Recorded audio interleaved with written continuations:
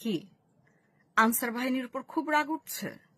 অনেক রাগ লাগছে না, যে কেন তারা এই হত্যাকাণ্ডে এগিয়ে আসলো না ঠেকাতে, প্রতিবাদ করতে? তাই তাদেরকে দেখলাম আপনারা শাড়ি চুড়িও দিয়ে এসেছেন।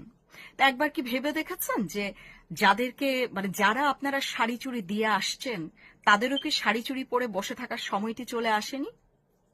যারা আন্দোলন করছেন, মিছিল করছেন, তাদেরও তো শাড়ি চুড়ি পরা উচিত। হত্যার পরে কেন মিছিল করছেন? হত্যার আগে আপনারা কোথায়? আপনারা না পুরো দেশে একদম ছড়িয়ে ছিটিয়ে আছেন। এটা কি মেটিকুলাস ডিজাইনের একটা অংশ যে না হত্যার পরে আন্দোলন শুরু করা হবে, স্লোগান শুরু করা হবে, মিছিল শুরু করা হবে?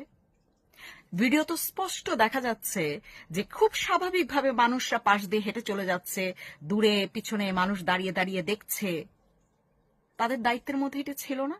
একটা জ্যান্ত প্রাণকে এভাবে পাথর মেরে মেরে হত্যা করা হলো, তাদের দায়িত্ব ছিল না? আর আর আর আপনাদের সেনাবাহিনী কোথায়?